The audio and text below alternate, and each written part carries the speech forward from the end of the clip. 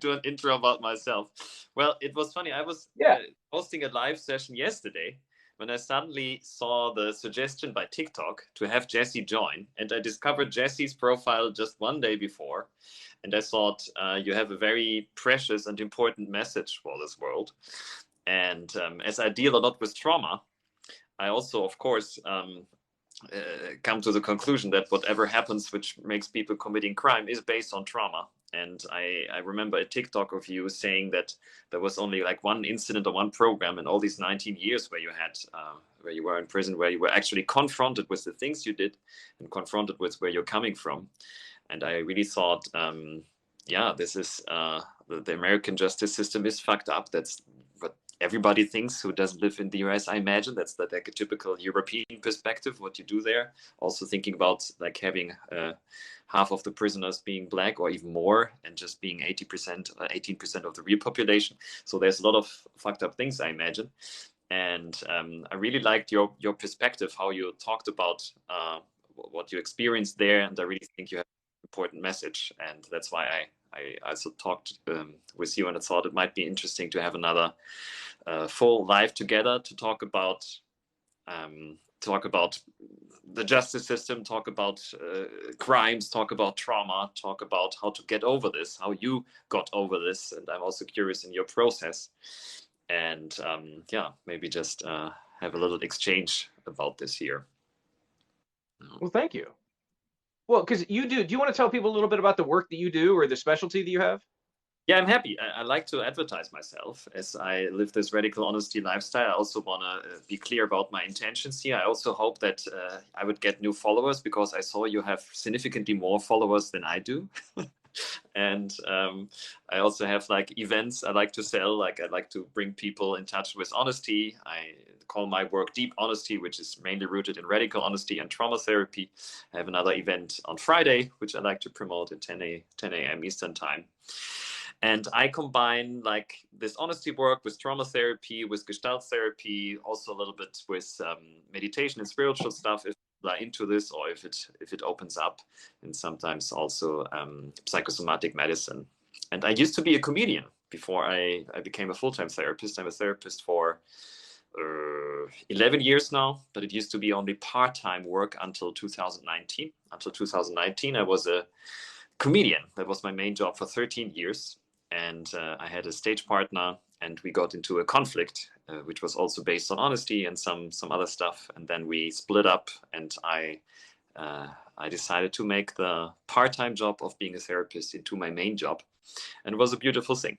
And I was very happy also because Corona came 3 months later, and I was at a very good place, not being a comedian anymore. And now I can work practically from anywhere, because most of my clients come to me through my YouTube channel.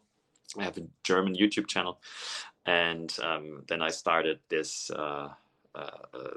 TikTok in December, and it exploded because I had like two videos which had 500,000 views.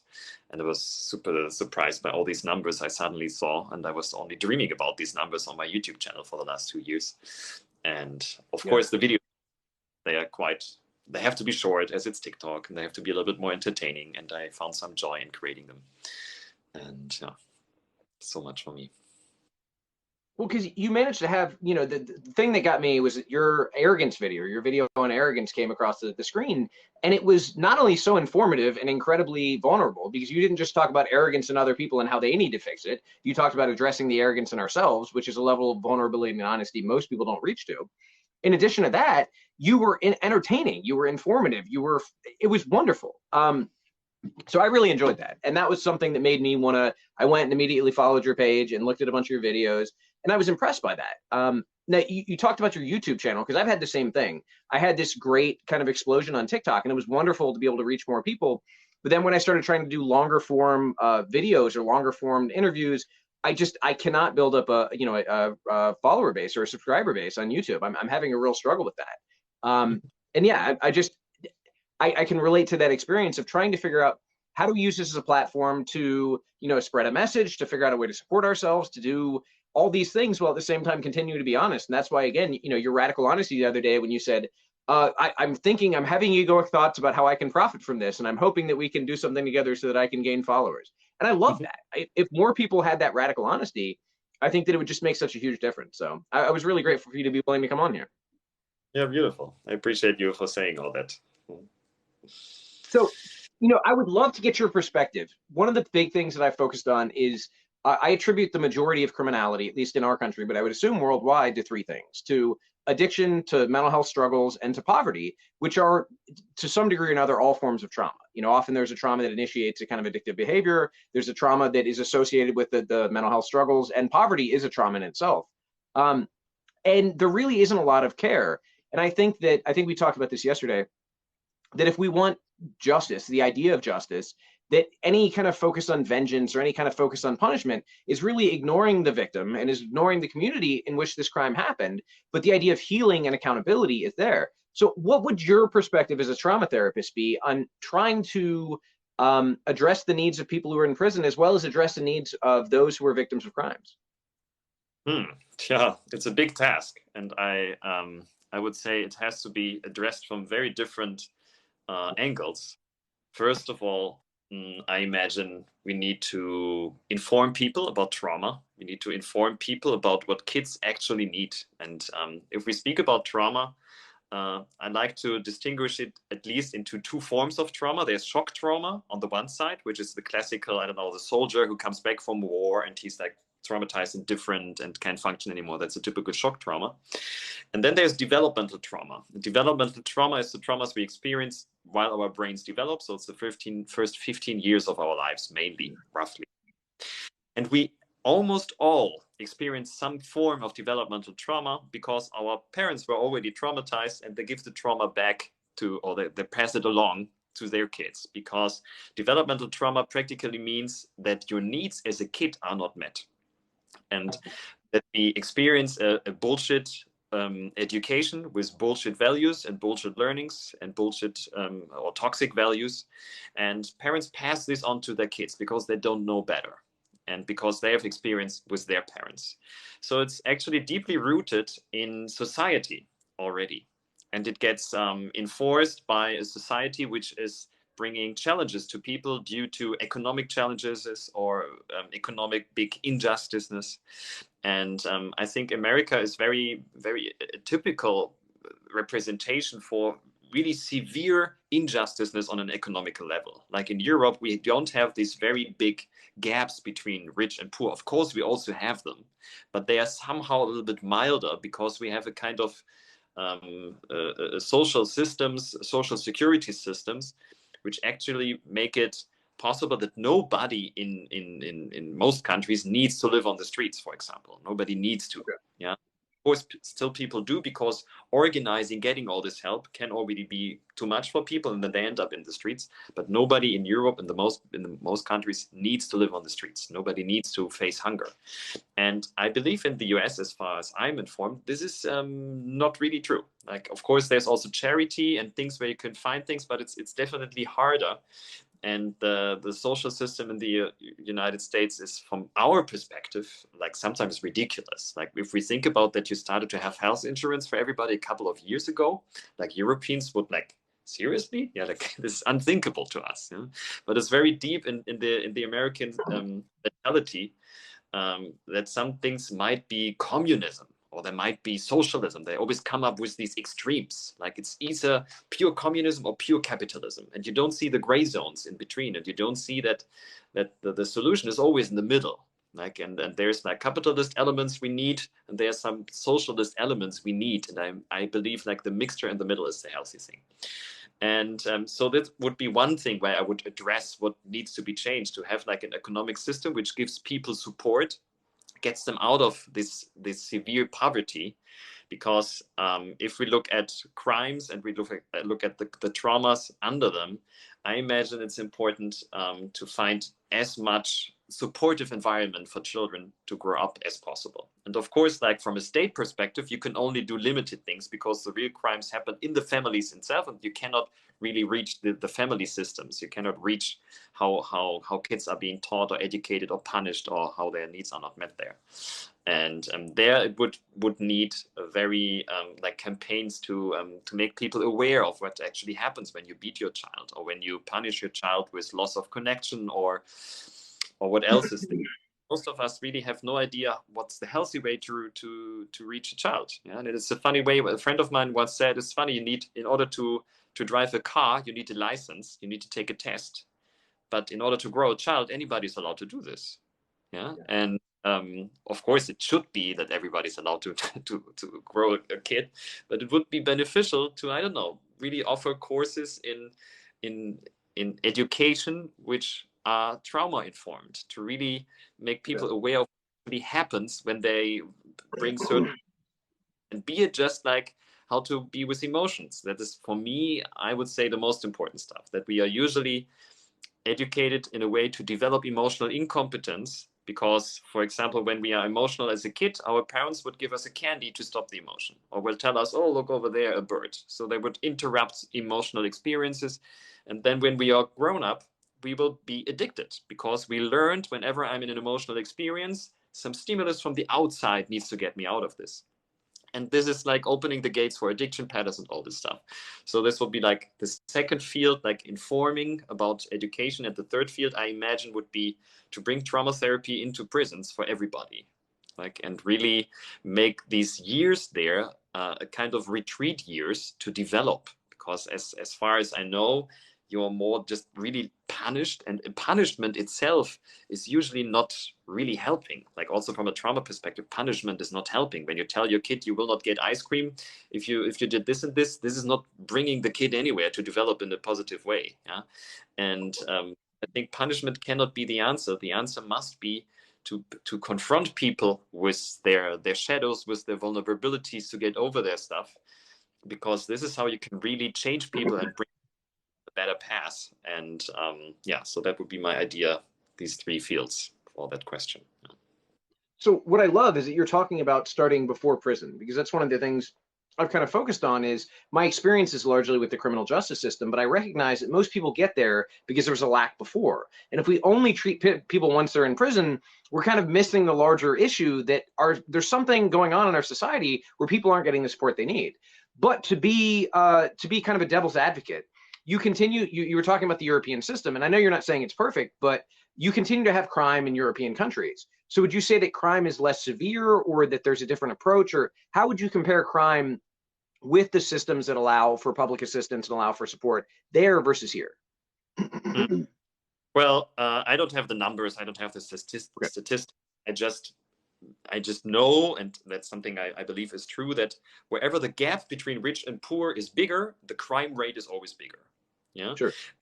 The more the gap is somehow balanced, the less injustice feeling in the people, and the smaller the crime rate.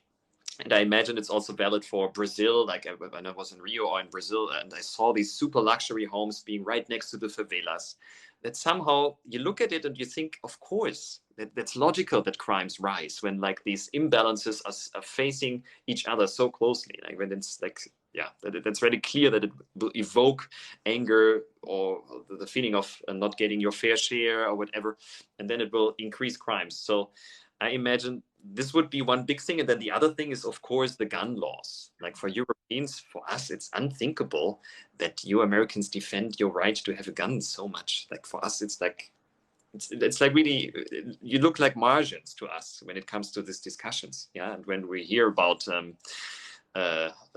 what's happening there, or we also see the numbers of people being shot every day or every year in the US compared to Europe. And yeah, these would be like two things which come to my mind if you compare the crime rate in Europe or the crime rate in the United States. Okay. You know, and one of the American kind of cultural things is to defend capitalism and kind of a low tax rate and a lack of social services.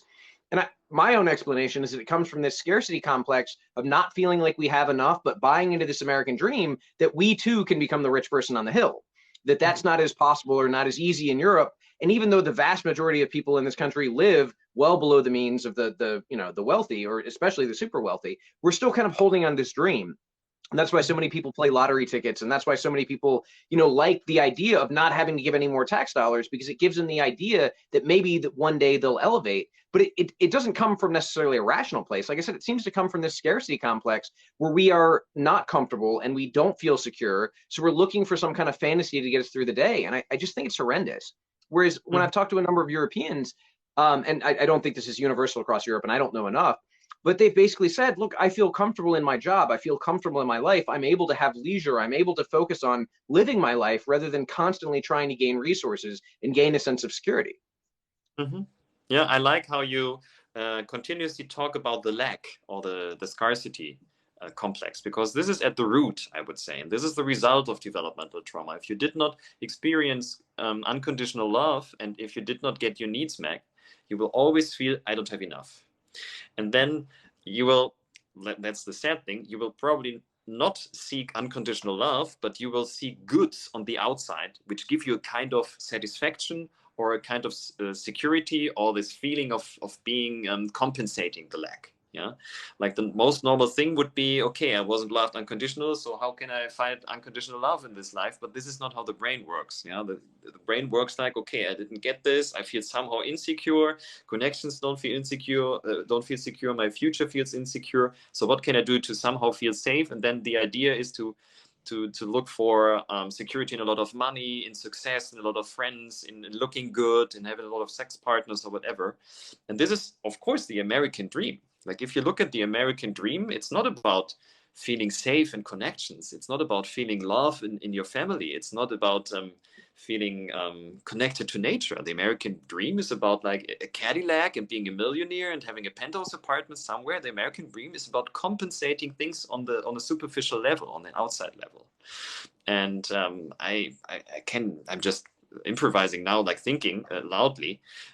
Somehow it's also logical. If you say dream to the people, and we see there's the scarcity complex in there, and people want to defend this dream, then they will keep the system running. They will, and they will also keep the scarcity running, because this compensating of which is laying in the dream does not work without the scarcity. If people have their needs met, and if people feel unconditional love and everything, that the Cadillac and being a million becomes super unimportant, then this is not important anymore. So the American dream is a compensating mechanism based on this scarcity complex, I would say. I love your perspective. I just like hearing you talk. So you talk about people who don't seek unconditional love and instead seek some way to kind of fortify their sense of security. I would ask you about unconditional love, because I think one of the most traumatic relationships in my life was a very unhealthy emotional relationship in which we talked a lot about unconditional love, but was actually essentially abusive and unhealthy, and it was one of the worst places I've ever been. So would you talk about what unconditional love actually looks like in a relationship? Well, first I would say it doesn't exist in a romantic relationship. This is definitely not happening, because the romantic relationship is always conditional, and it's not bad. It's okay, because you have not clear, but usually somehow agreements. You want to fulfill the needs of the other person, the sexual needs, the emotional needs, and everything. And if you notice your needs are not met, you will leave. And that's healthy in a romantic relationship. So I believe unconditional love is usually between a mother and a kid, if things are really healthy. Yeah, and it gets close to unconditional love, because even there things can be very, challenging, and then it stops. But in a healthy environment, I would say unconditional love exists between a mother and a kid, and ideally also between the father and the kid. Okay. And what it actually is of course the result of being able to say yes to everything there is, saying yes to struggles, yes to emotions, yes to conflict, saying yes to whatever there is. I will be there. And I had an idea of what unconditional love is when I was a kid, and I was watching a documentary about a murder. It was a true case, and the murderer was convicted, and then the mother was interviewed, and she said, "I'm super sad what happened, but he's still my son and I love him." And I remember I was like, oh, how can she say this? She just said, I love a murderer. That's not possible. But my mother was listening, and she said, yeah, that's true. This is how mothers love are. Even if you would do these things, I would still love you. And I feel touched and moved saying this now. But this is, I believe, I got a sense there what unconditional love actually is. Okay. That's very interesting. So if those of us who, for whatever reason, didn't feel or didn't experience unconditional love in childhood, how do we heal that trauma? How do we go forward if we don't have the option of unconditional love in a romantic relationship? Trauma healing is a path. It takes years. And I like to say it takes different pillars to fulfill. First of all, it needs good trauma therapy. Of course, you need to find a trauma therapist where you can bond with. And then there are different steps which need to happen in this inner work with the therapist. Like, you need to first become aware of the things you did not get. You need to become aware of what is actually a healthy education, a healthy growing up in your family. What are the needs which are usually met when things are right? Because we totally forget this, or we don't even know it, because we grow up in circumstances, and as a kid you don't realize that things go wrong. You just take everything for granted because you come into this world and you think the way my family is normal. And you don't realize that you weren't treated in a loving way, that you weren't supported, that your needs were not met, that you weren't encouraged, you didn't learn autonomy. You didn't realize all these things you didn't get. And this is like one step in trauma therapy, to realize what actually happens when things go right. And then you start comparing all the things you didn't have. And this will evoke a lot of pain, a lot of emotions. And this pain has to be felt in a stable environment and a stable connection with the therapist. And you need to learn a containment, which is the capacity to be with emotions, because this is something we usually didn't learn. We learn to suppress our emotions or distract or go into addictions or do all kinds of avoiding mechanisms. And when you've increased your containment, you can start to mourn about the things you didn't have. And it's like you feel grief about a person who died. And by feeling this grief, by feeling this pain, you slowly accept all the cruelties you have survived. And after this mourning process, which can take quite a while, and it can come up again and again, there will be a point that you can realize, okay, it was like this. It wasn't good, or maybe like parts were good and parts were not good, depending on where you're coming from. And then you will find this experience of acceptance. And then you will have a different perspective and be able to see where your parents come from, and that is super logical. They weren't able to give you more, but this cannot be forced at the beginning. When you notice you're still angry at your parents, you need to be angry at your parents. And then after a while, you will be able to process all these emotions. And then you will be able to give yourself the things you didn't get when you were a kid. Because now as an adult, you have to understand that now you are responsible for your needs. When you were a kid, your parents were 100% responsible. But as a parent, the responsibility, as an adult, the responsibility is now totally in your hands. And that means you need to find out how you can get your needs met today. And then you would need to find agency and capacities to find out what you can do to get your needs met. And this is like the first pillar, like all this inner work. The second pillar I believe is super important is honesty in your relationships, and also do group work. Yeah, I've seen a lot of people, and it was the same for me, just doing single therapy, like single one-on-one sessions, is only 30% of the work. Group work, like going to radical honesty or to deep honesty or to group therapy, or also support groups like AA, like, is super beneficial and super healing, because our brains are made to connect in groups. We developed millions of years to be in groups 24/7.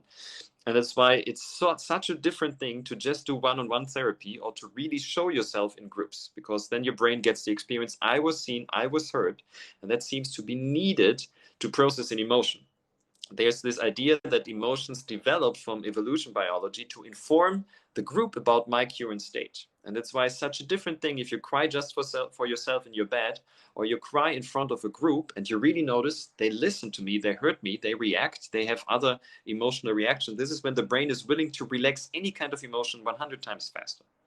And the third pillar I like to say is do something about energy, like work out, do yoga, do breathing work, do something with your body, look for your nutrition, try to keep your body and your energy healthy, because a good energetic system will be able to process all these emotions much, much better than if you're just a couch potato and eating food.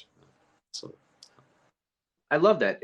My Zen teacher is a Gestalt therapist. I mentioned that yesterday, and his model, or what he talks about a lot, is relationship. And so relationship with self, relationship with others, relationship with kind of the physical world, these different facets. And that sounds like exactly what you're talking about.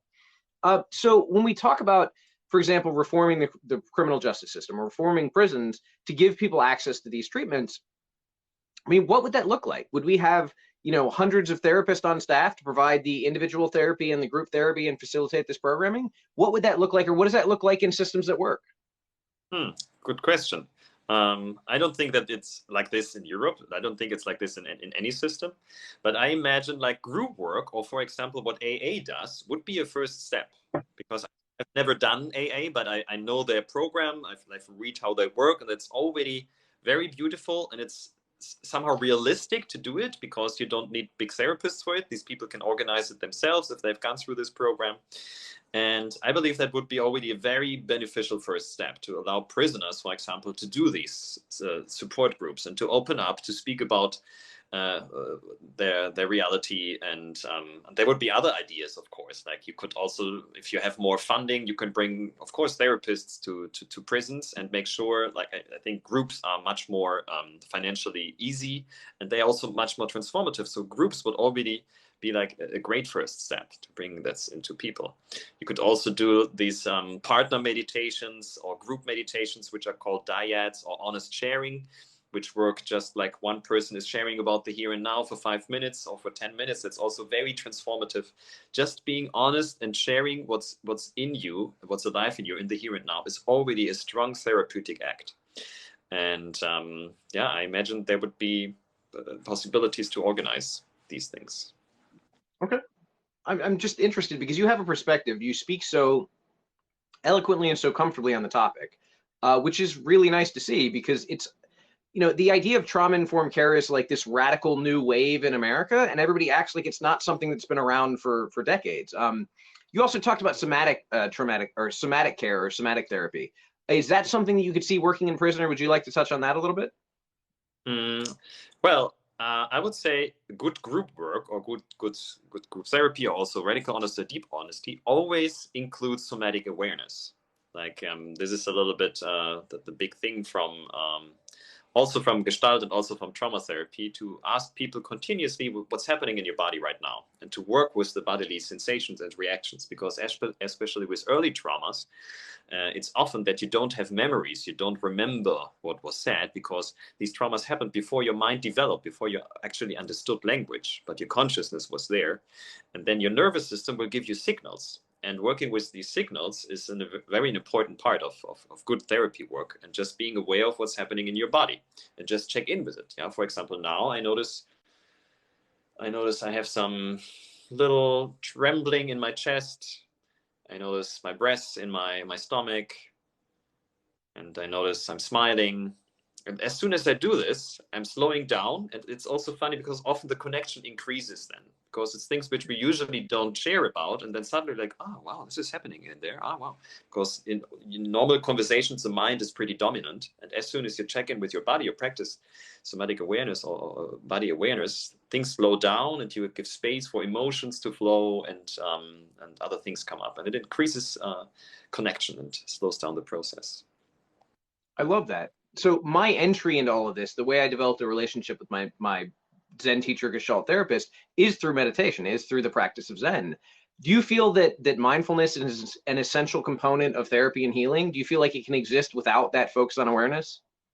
I think it's super essential. Yeah, I rather call it awareness. As far as I've heard about mindfulness, it's somehow a little bit what did I want to a guided process. Like be mindful of, and stay with your breath or something. I don't know. There's different practices, but awareness is just really open to anything which can come up on the mental body, the physical body, or the emotional body. These 3 levels, yeah? And really increasing your awareness is helping a lot, because often also a lot of conflicts are the results of being entangled in different layers of awareness and actually mixing them up.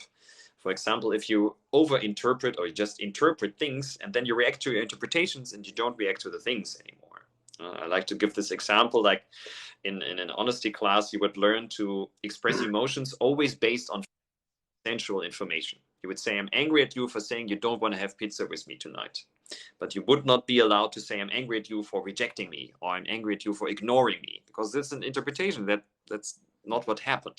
So we add up stories, and then we might forget, if we don't practice good awareness, we might not see what actually happened. And then we didn't react to what actually happened, reacted to what we interpreted in our mind bullshit.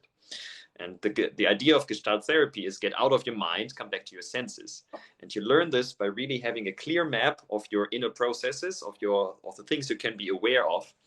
And so I think it's really important to increase your awareness or your mindfulness, however you call it. I love that. And one of the ways, so I taught a nonviolent communication class in prison, and their model is very similar to what you're saying. You describe your feelings, you connect them to whatever needs are met or not being met, and there are different ways of approaching that, and then you make requests. But again, it's about being objective. It's about not making a judgment. It's saying, you know, when I hear you say this, I'm feeling angry, or I'm feeling sad, or I'm feeling whatever, and saying, you know, I have a need for connection that isn't being met. Would you be willing to? And it sounds very kind of onerous. It sounds burdensome to try to go through all this. We just want to talk. We want it to be easy. But what I found is in groups, guys did not want to do this in the beginning. They thought it was stupid. They thought it was a waste of time. It was ridiculous.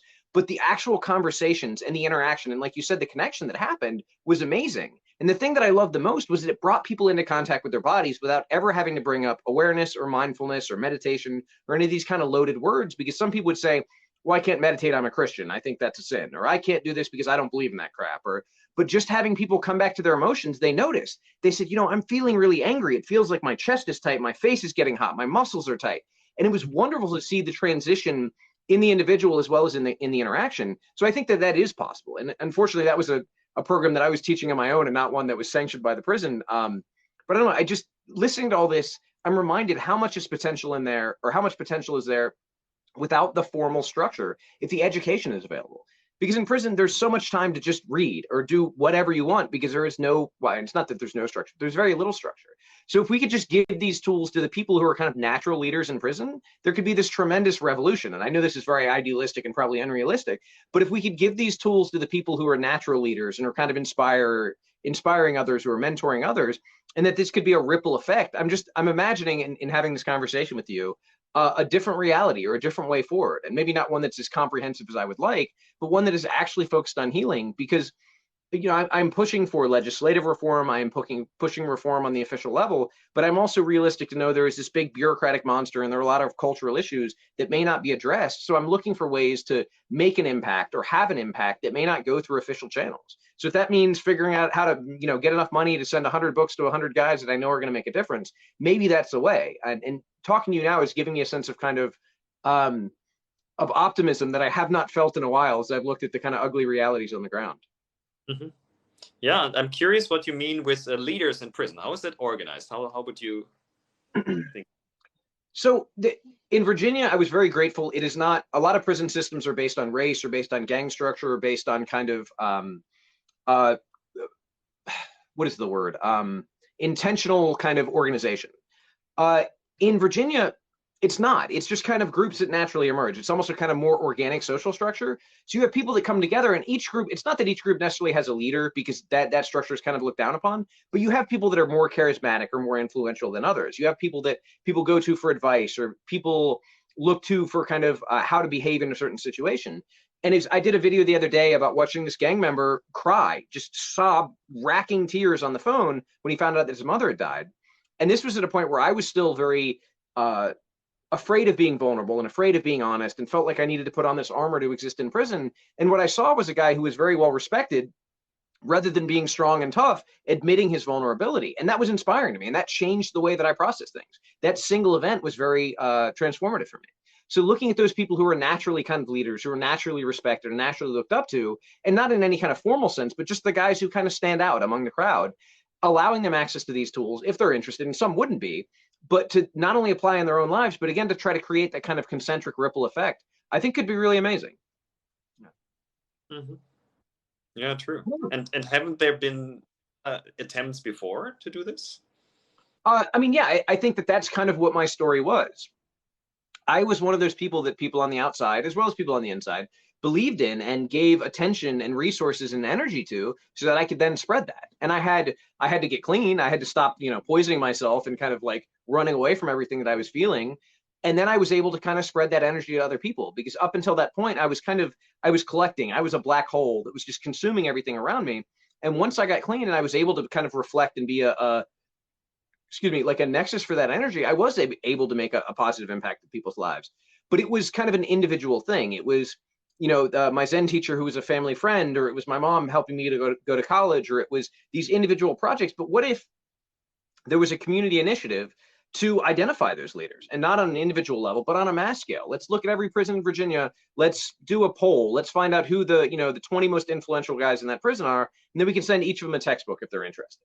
And I don't know if that would work, but I'm trying to think of alternative paths, because there is so much resistance to the the kind of organized formal path of change. Mm-hmm. Yeah, I understand. And I'm just curious, just to understand it. Did you study? Is it possible while you were in prison? And also, like you say, you were poisoning. And what did you do there? How did it work in prison? Well, I mean, I was drinking and I was getting high for a number of years in prison. When I initially was locked up. Sorry, go ahead. That's like something which is spread. Get alcohol there, just officially to buy. No, it's not official. It's all contraband. It's a really disgusting thing. If you've ever seen somebody make like medieval mead or medieval wine, or that's what you're doing. You're doing it in trash bags. You're doing it, and it's not a good situation. But it's readily available, and I think it's because of the lack of structure and the lack of support and the lack of outlet for energies. So people go back to that. Like you said, people like to drown their kind of emotions and avoid their emotions, and engage in these addictive behaviors.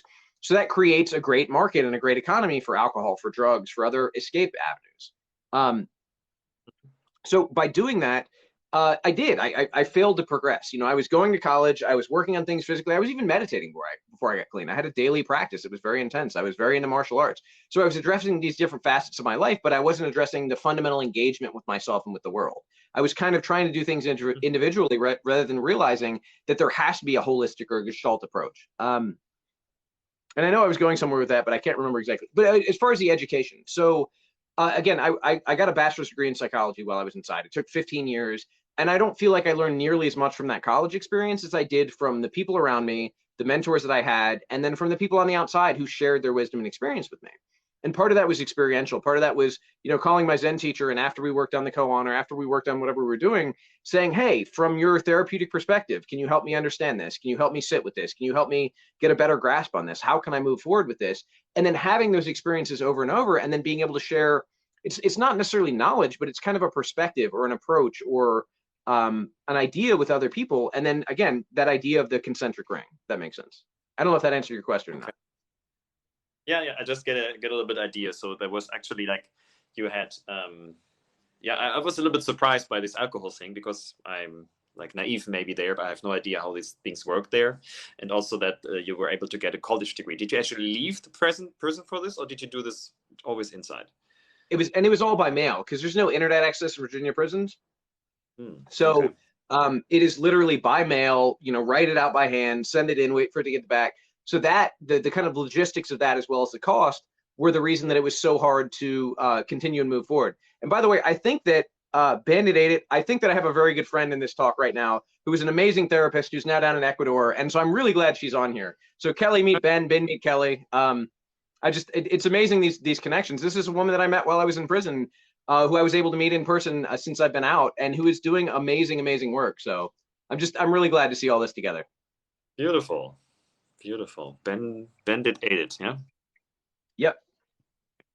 She may be new to this. Maybe she decided to, get on TikTok because she has all this free time now that she's down in Ecuador, just as you, I guess, maybe being in Mexico. To completely change topics, would you like to talk about how you ended up in Mexico from Berlin? It's not a big thing. I spent here 3 months last year already, because I like to spend my winter somewhere warm. I usually go to Southeast Asia or to Central America. And last year I had like 3 beautiful months in Tulum.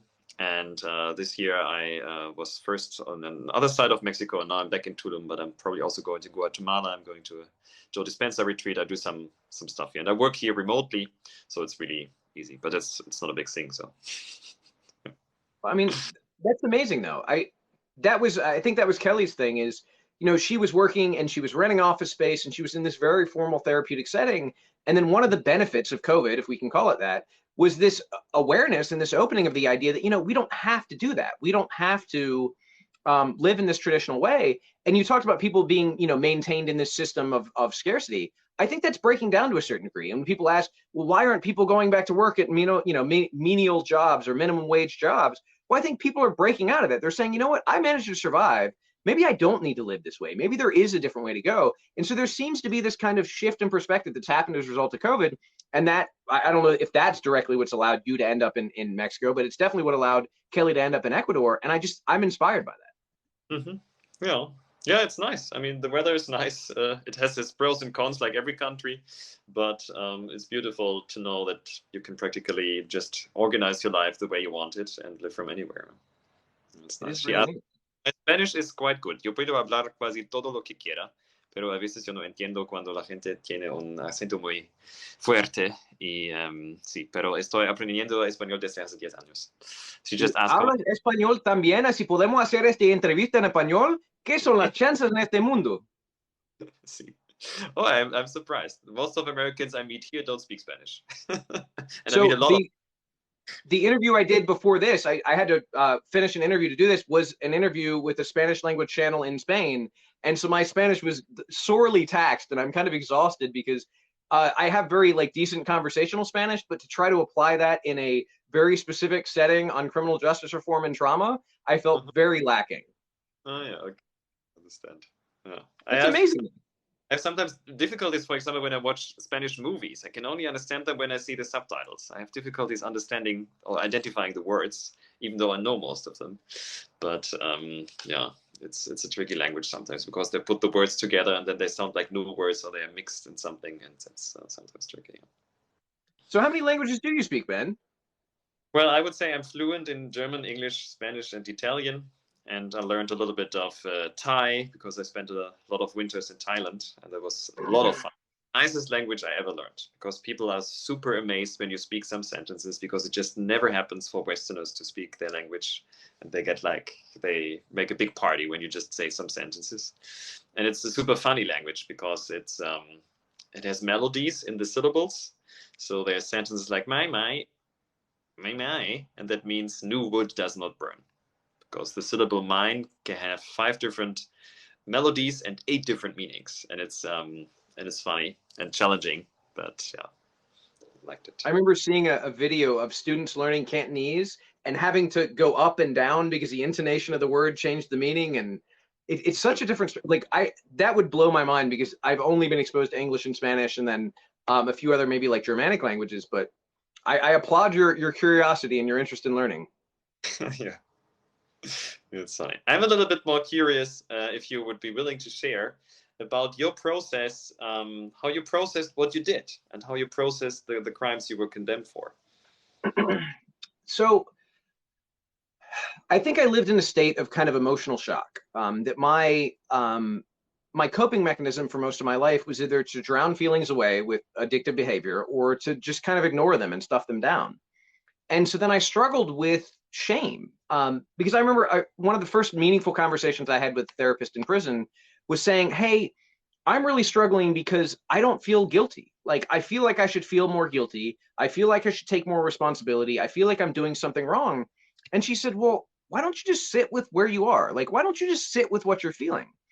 And that was profoundly uncomfortable because it was much easier for me to say I don't feel guilty or say I feel this than to actually sit there, because I noticed there was a lot of shame. There was a lot of guilt. There was a lot of confusion, and there was a lot of emotion that I wasn't tapping into. And this was before I really kind of got into mindfulness or awareness. So I wasn't able to get in as deeply as possible. But that was my first kind of eye-opening to the idea that there's a lot going on underneath the surface.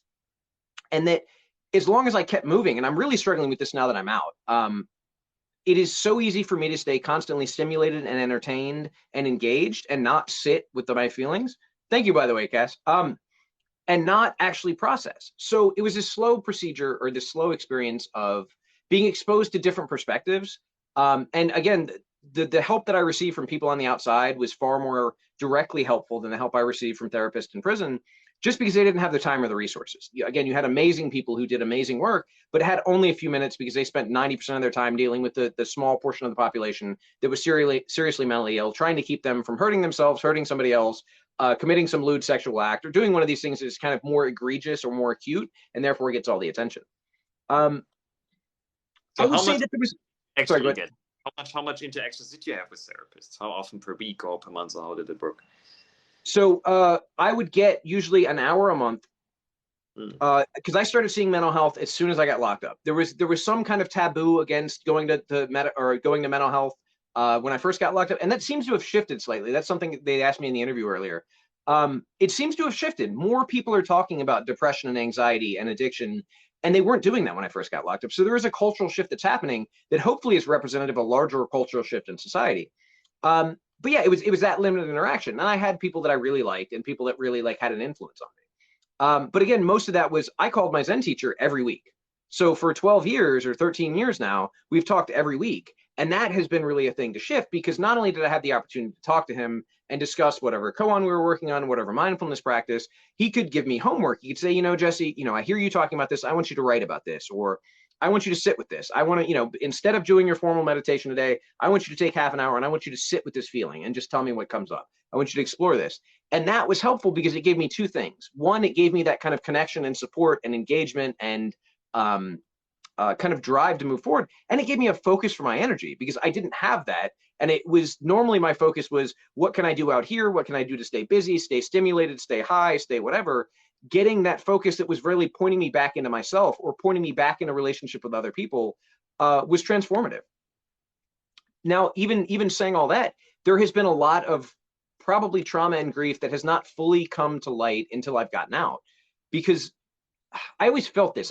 This is kind of an explanation or description, but I always felt like I was walking around with armor on. I could feel the tightness in my muscles. I could feel the kind of tension that I just couldn't let go of. And even in the middle of meditation or in relaxed settings, it never quite went away. And I tried to work with that. I did some somatic therapy. I did yoga. I even taught yoga. But since getting out, I find myself relaxing for the first time when I allow myself to, and when I don't get into that kind of addictive, compulsive, constant stimulation behavior.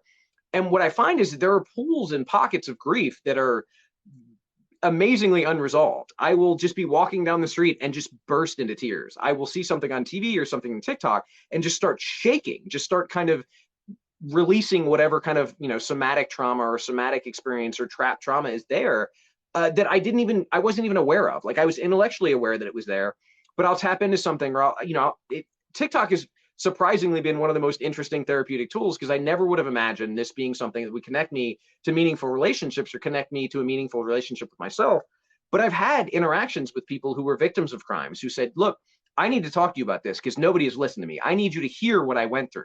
And that's transformative for me to be given that opportunity. There's nothing I can do for the victims of my case. There's nothing directly I can do. I cannot reach out to them. To be able to listen to somebody who has suffered and allow them to be heard and allow them to be seen, that gives me meaning, and that gives me purpose, and that gives me some degree of healing. I would love to interrupt you, because yes, I'm curious. You just said you cannot reach out to them because it's forbidden, or what's happening? Yes. Yeah, so I am prevented by the terms of my original sentence and by the terms of my conditional pardon from having any contact or any third-person contact with the victims of my crime. Interesting. So it's not even allowed for you to send a letter or an apology letter or anything, or any kind of. Okay. No.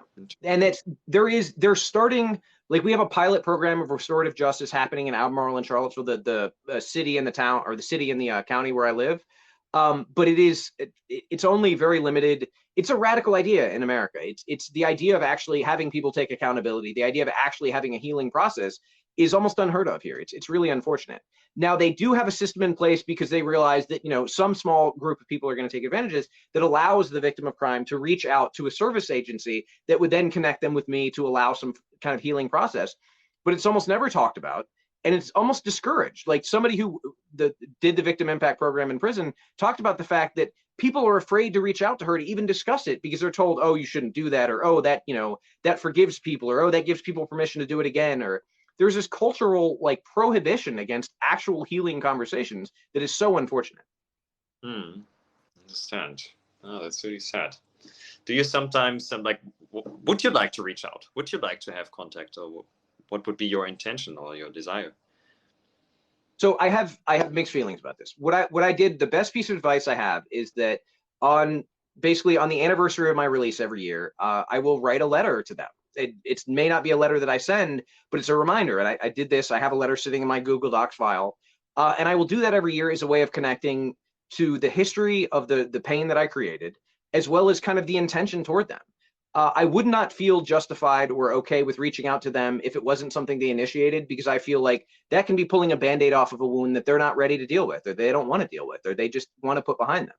So it would feel self-serving and selfish of me to do that if they were not open to the process. If they were open to the process, I think it could be amazing. I would really be grateful for that opportunity. But again, I don't feel justified in pressuring them or asking for them to do so. I appreciate you for how you speak about this. I notice I'm moved somehow when you said you don't want to pull off this Band-Aid if they don't really want it.